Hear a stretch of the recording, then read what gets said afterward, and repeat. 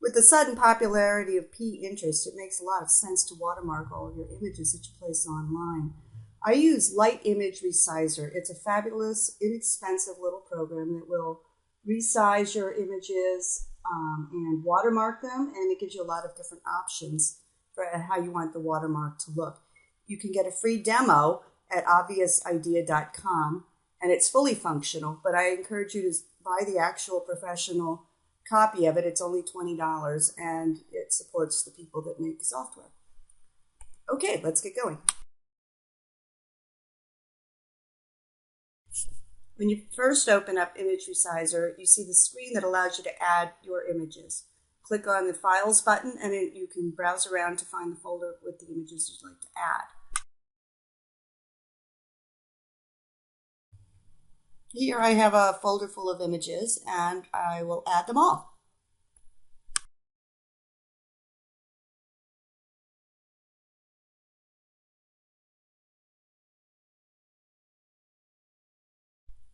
So we see that all our pictures have been brought into Light Image Resizer, and we click Next to continue our process. On this screen, we can set some attributes, including where we want to output the file and how we want to name it. We'll play with this file name attribute right here. Now, there are a number of different things you can include in the file name, including file size, dates, and things like that. But we're just going to replicate the existing file name and add the word watermark. Now, there are other options you can use to output your file, and they're listed under the Action tab. But for now, we'll just put the watermark on and copy the file. To add the watermark, I click the Effects tab, check off Integrate Watermark, and click the Watermark button.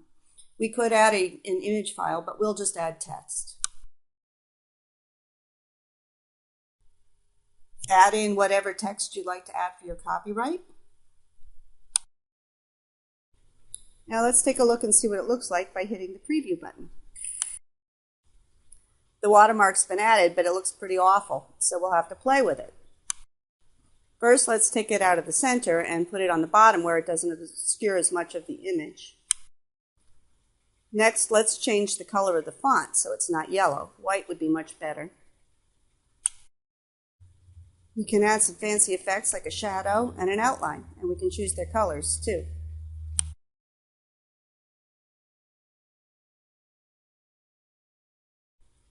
Now let's take a look and see what it looks like now. That's much better. We can make it semi-transparent so that more of the image shows through behind the text. And we can change the font size as well so it covers up more of the text. Yep, even better.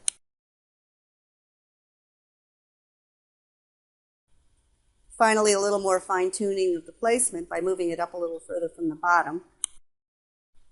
Preview it once again.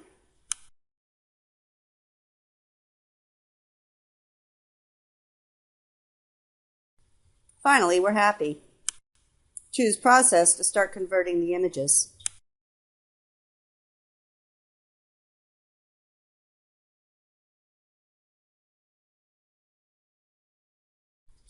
Now let's take a look and see what we've got.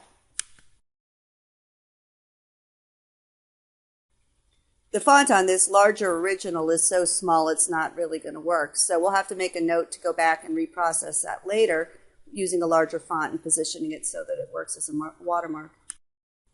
Meanwhile, the watermark works pretty well on the smaller originals. It shows up well on the ones with the dark backgrounds, and while it's visible enough to serve as a watermark, it doesn't interfere with the image.